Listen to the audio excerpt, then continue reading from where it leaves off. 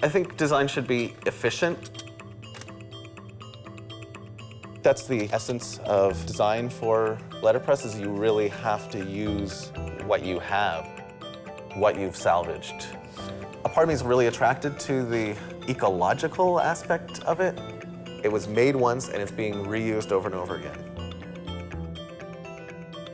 Building a type form and cutting all pieces of lead and paper, handset type, linotype, intertype, Ludlow. In the end, it's pretty straightforward. It's like the rink that you play on. It's a really fun challenge.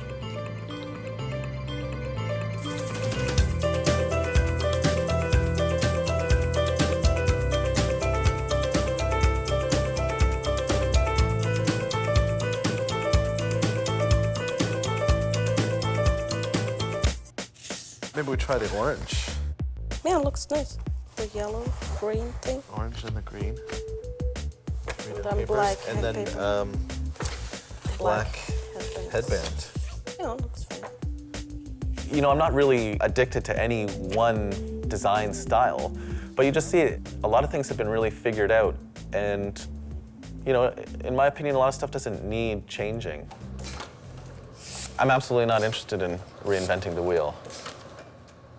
Really simple type, having it set and printed beautifully, is sometimes that's enough design for me.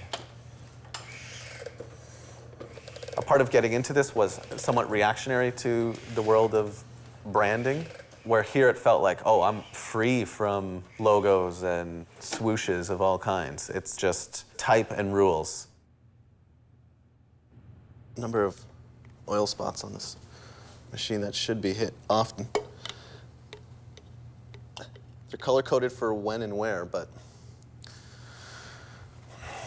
sometimes you just forget. The Heidelberg windmill came up from Ohio. It was really underused. That was a real excellent find. That machine is in so many print shops because it just does the job more reliably than any other piece of equipment that exists. This technology of letterpress printing it did change the world. Letterpress was perfected early on. It's spent hundreds of years working the same way. It's my job to maybe just be one of the soldiers for that cause, in a sense, just a continuance of the work.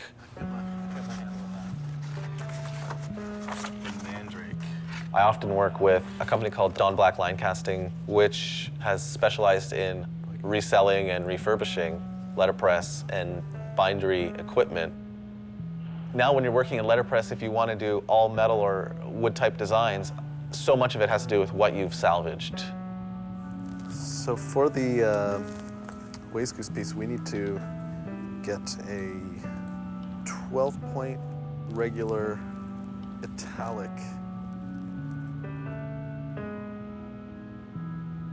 That's a lot of what I do, is find something and work with it. Doesn't do it all the time, just. You work with what you have, what you can cut, what you can repurpose. Doing commercial work, like, you really have to push this equipment. You have to make it do the best work it can do, because really that's what's for sale, that's what people expect. Yeah, so I did reduce the tack a bit, and that's to kind of bring it to about this point. So let me shoot through with where I've got on this sheet here. I'm just gonna mark X so we know that one's there. For some people, different instruments, different tools click for them. I realized I had to learn about printing. My friends and I were doing a lot of street art and large poster productions. I'd spend a night in jail for getting arrested for doing graffiti, so I realized at that point I really had to choose this path, and it seemed wide open.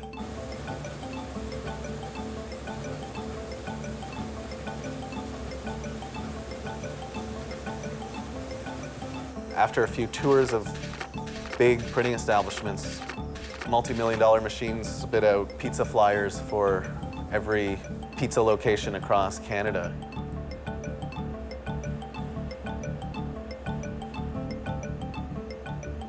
In a letterpress shop, you just get to be in this space and produce work that is of a different time.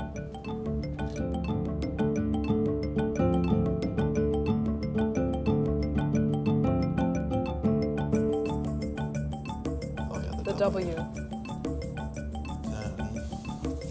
What? Christine came to me with the idea for the project. I had always wanted to be involved with the Waste Goose anthology.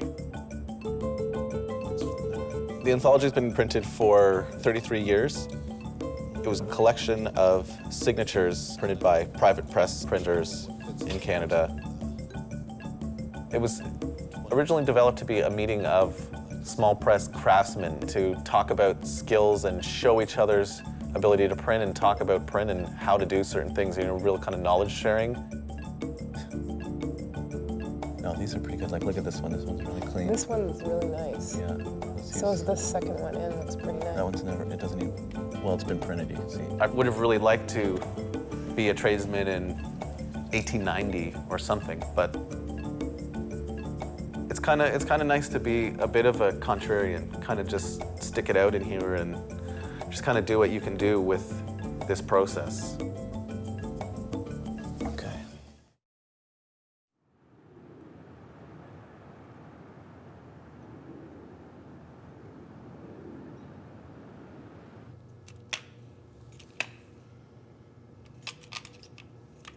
A part of what I really like about it is the vocation that it was, the time when someone chose a trade and that's what they did. They just did their best to be immersed in a trade and follow that to wherever it takes you.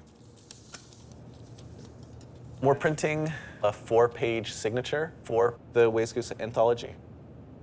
Christine had a book cover with a motif that we used to model the design after.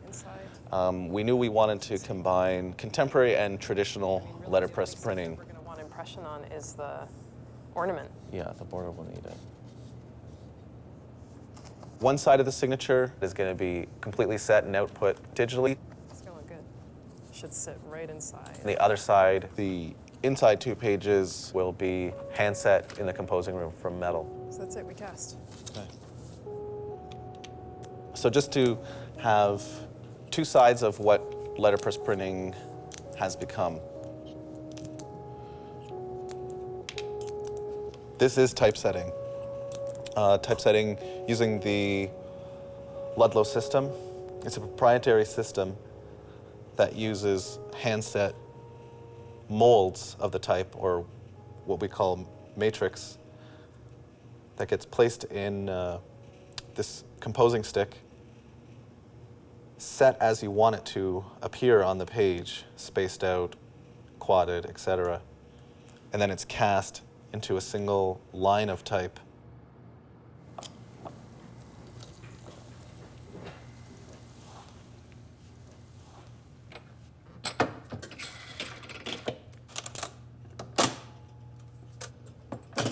The Ludlow I have is a Ludlow Model M. That machine came from a bindery that used it to cast names to personalize binders. They are binder factory. And that slug line that's cast is used for printing. You have an unlimited supply of type. You never run out of characters because you're casting the lines you're printing from.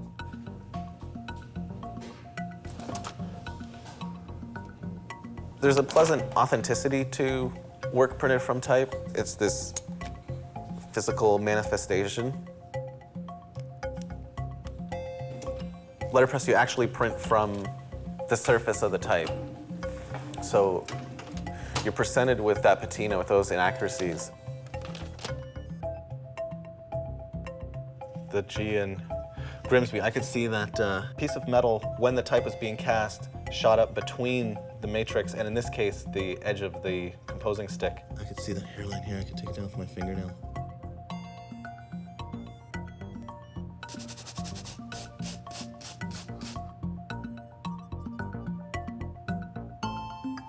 No, we wanted it thinner.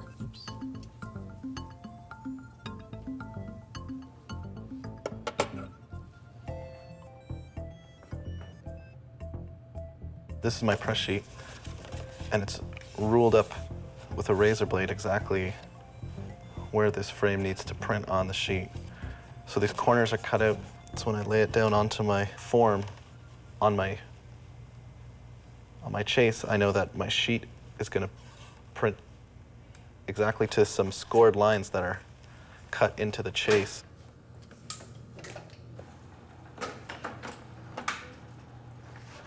Machines, they really have a personality. You come just to know what that thing is capable of.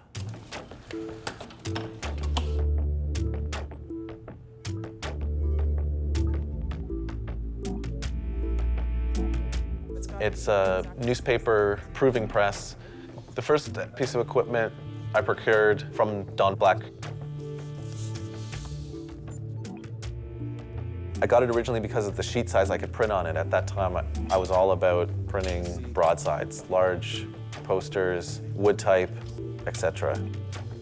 I mean, it's a nice contrast, because if we go with the thicker rule... The inking system on the 320G is really simple. The lever that you turn impression on and off with says trip and print. And that's where I get my press name from.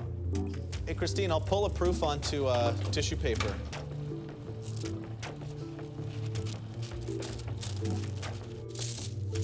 We're going to be working with metal and plastic. So I use our bottom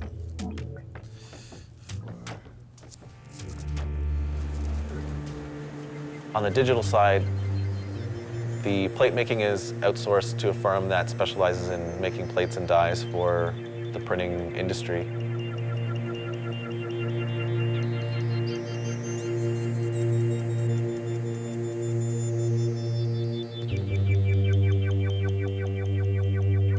Digital typesetting, metal typesetting, they're still essentially the same thing. Typesetting still works the same way. Still read type the same way. Type still has the same forms for the most part.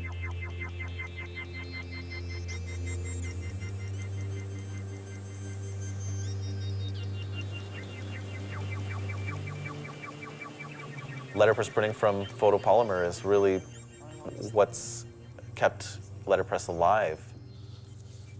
You get a plastic die, which is a thin piece of plastic, mount it type high so it acts the same as type does in the press.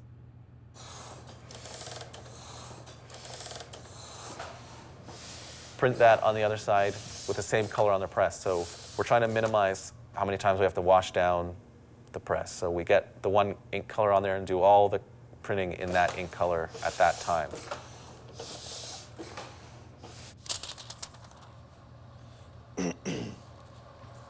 So this is the, what's kind of generically called in printing, make ready. And it's pretty much the reason why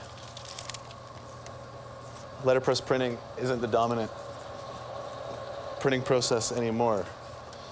Because you're tearing tissues and trying to even out the impression,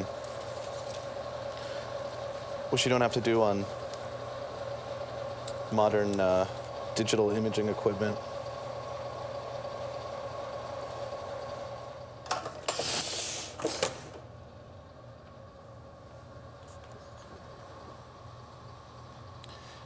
And then you have to make sure it's printing straight on the sheet, so you can skew the guides so it prints straight.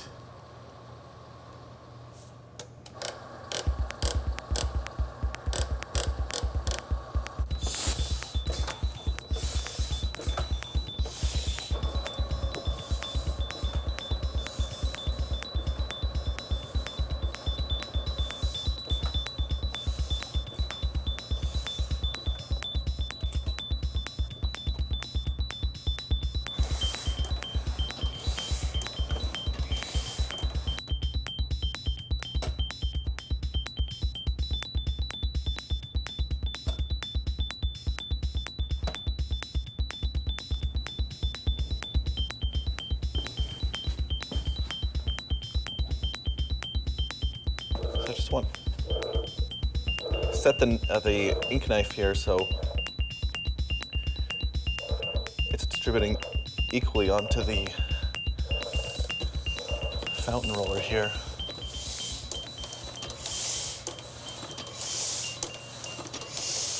So I'm just listening for the sound of the ink. You can really tell the level of the ink by the sound of the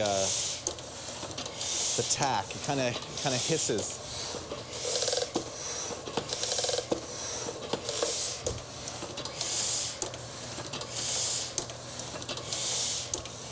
That sounds good.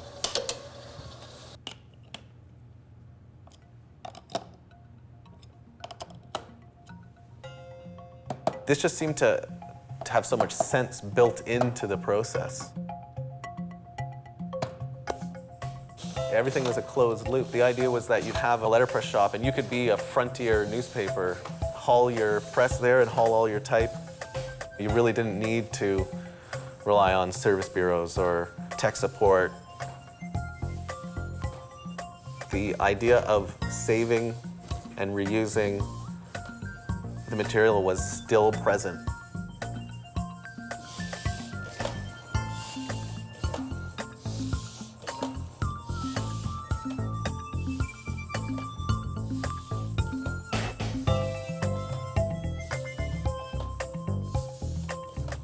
It feels good to work with all these ghosts and not have to consume so much material.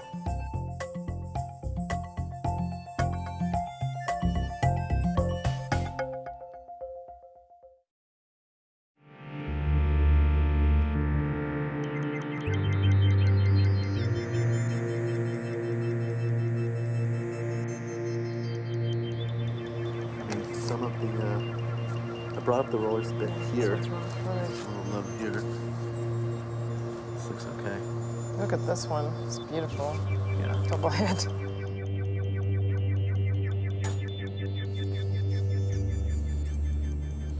Gotta keep that for your record. For the signature that we're producing for the Waze Goose, it gets scored down the middle, folded in half, and sewn into the anthology book. We're scoring the covers on a 1218 Kluge that came from a shop that was in a garage, mainly used for die cutting foam inserts to go into jewelry boxes. It was a real brute. And I just hope that the floor doesn't cave in, really.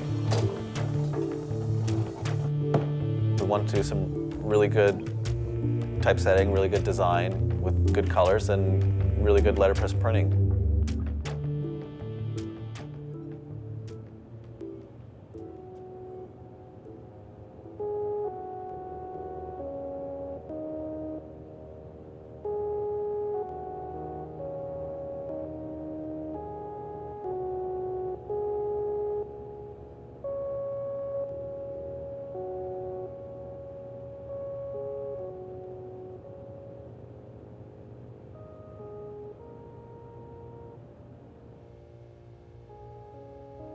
Okay, so it's not like you punch all of them. They're hand sewn in an edition of 115. You make it right where the fold is, but you make the holes always from the inside and not from the outside.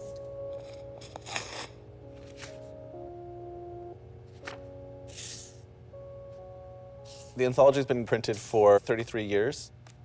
We really wanted to bring the spirit of the original book, bring that spirit back, and where it was these meeting of craftspeople and they were really getting together to show each other what they can do and learn from one another and just to show some really decent work. This profession is a dying profession. Most people can't afford it or they don't think it's worth it. They're like, oh, I can get this made in China, cheaper.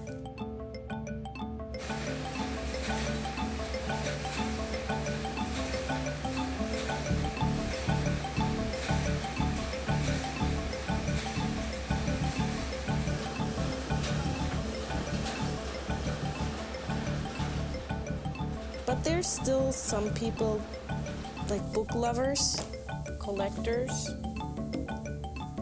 They see the value of it.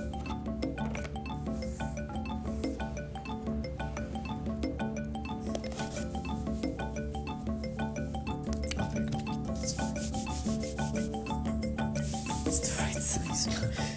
Yeah, when you're a bookbinder, you shouldn't be afraid of glue. I would do it fast, Nicholas. First impression, yeah.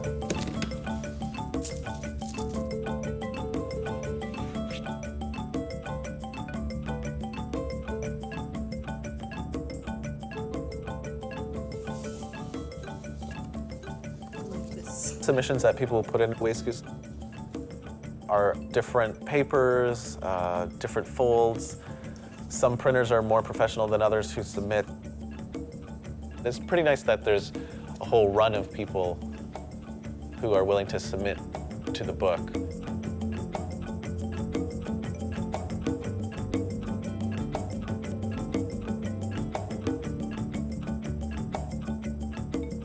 I think that's the essence of design for letterpress, is you really have to use the process to its advantage. For myself, the more simple and the more honest it is, it really works.